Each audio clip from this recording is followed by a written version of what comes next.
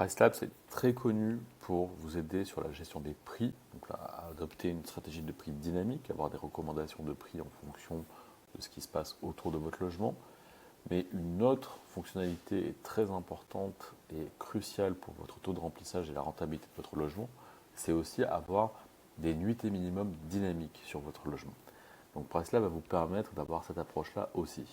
Donc vous allez pouvoir définir des nuitées minimum fixes par défaut. Donc, par exemple, 2 nuits minimum en semaine, 2 nuits minimum le week-end. Mais ensuite, vous allez pouvoir changer ça dynamiquement en fonction de ce qui se passe au réel sur votre calendrier, des réservations qui tombent. Donc, par exemple, vous allez pouvoir définir ici et activer des nuitées minimum en dernière minute. Donc, par exemple, à J-5, vous pouvez ouvrir vos réservations à une nuit minimum. Mais vous pouvez aussi définir des nuitées minimum dans le futur, donc par exemple à 90 jours. Donc vous pouvez très bien dire, quelqu'un qui veut aujourd'hui réserver un logement qui démarre au-delà de 3 mois, il va être à 4 nuits minimum. Et si quelqu'un aujourd'hui veut réserver un séjour qui commence dans 6 mois, on va être sur du 1 semaine minimum.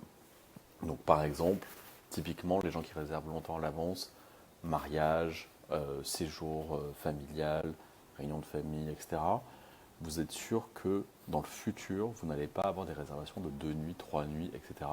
Vous allez privilégier les longs séjours dans le futur et accepter en dernière minute des plus courts séjours. Donc vous allez gagner vraiment en flexibilité. Enfin, on vous propose aussi la gestion dynamique des nuitées minimum sur tous les trous dans votre calendrier. Donc vous allez définir pour vous ce qu'est un trou dans votre calendrier entre deux séjours. Donc imaginons que vous ayez 3 nuits minimum en semaine par défaut. Ici, vous allez pouvoir dire, je veux ouvrir mes nuitées minimum à la longueur exacte du trou quand j'ai entre 1 et 2, une et 2 nuits libres entre deux séjours. Donc là, si vous avez 3 nuits minimum, normalement, vous ne pouvez pas louer moins de 3 nuits, sauf ici en dernière minute où vous ouvrez une nuit.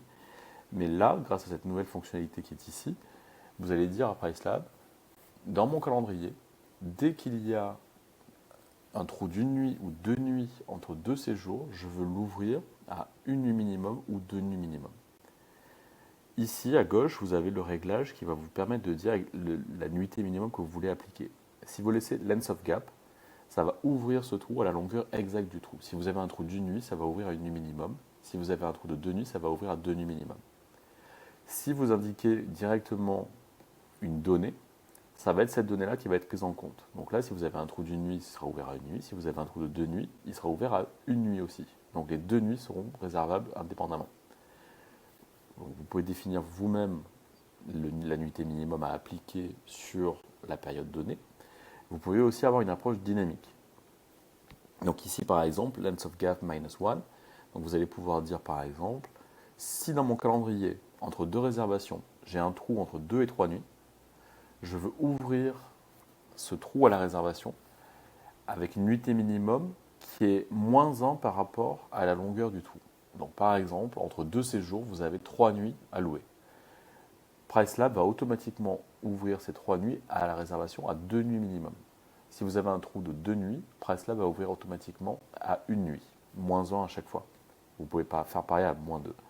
Donc tout dépend de votre activité, de la typologie de logement que vous avez.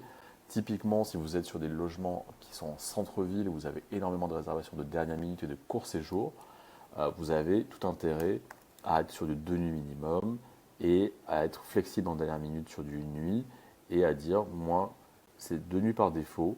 Par contre, dès que j'ai un trou d'une nuit dans mon calendrier, j'ouvre à la réservation. Même si c'est dans 6 mois, si j'ai un trou d'une nuit qui est détecté dans mon calendrier, je veux l'ouvrir à la réservation pour tenter de louer cette nuit.